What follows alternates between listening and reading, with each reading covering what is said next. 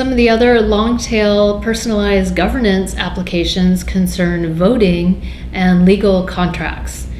In the case of voting, there could be many other different kinds of voting systems that are controlled and validated as to who's participating and audited via blockchains. Some of these that are discussed are, for example, quadratic voting. This is a part of quadratic voting is part of a cumulative voting kind of concept where the problem targeted is the tyranny of the majority. So what happens now is every person gets one vote, and so the majority view squeezes out any minority view. And so this has been a long-standing problem in democracies about how to deal with the tyranny of the majority. A proposal to counter that is called cumulative voting, where, say, every person gets 20 total points and you can accord them to whichever issue you care about the most.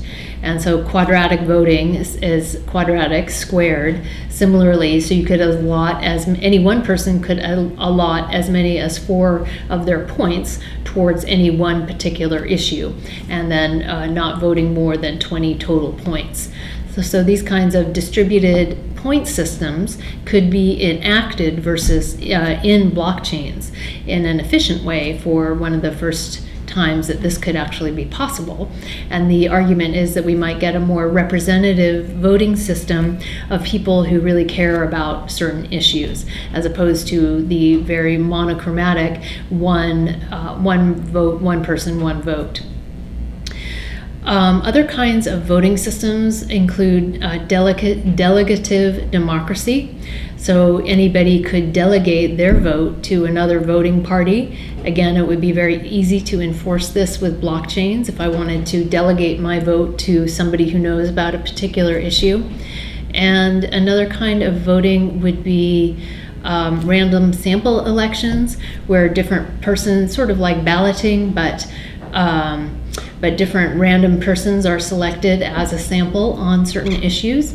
And also PageRank voting. So this is a system similar to Google PageRank, which tries to obtain the relevance or saliency of certain issues.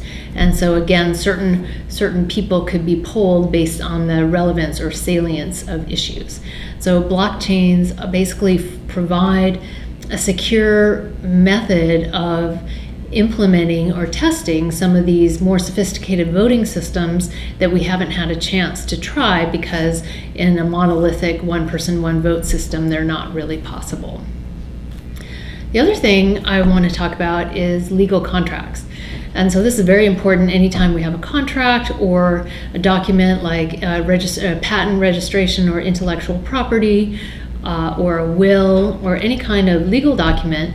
One thing we always need to do is file it and register it, and the other thing we always need to do is attestation. So confirm that that is the last and original version of that document, that there have not been changes to that document.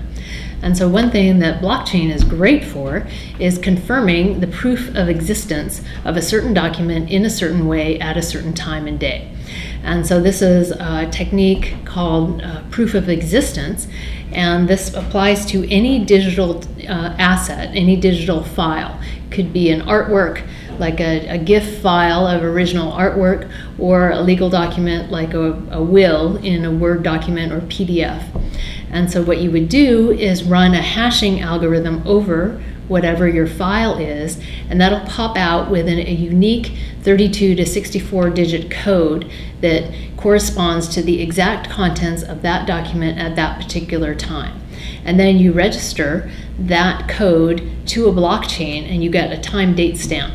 So that was this day at this time, and that can be relevant for patent registrations or other IP, or will registrations or contracts, or any kind of legal document always refers to the date and time it was recorded.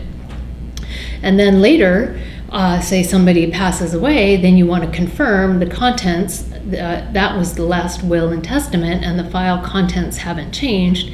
And so you simply run the same hashing algorithm over the document.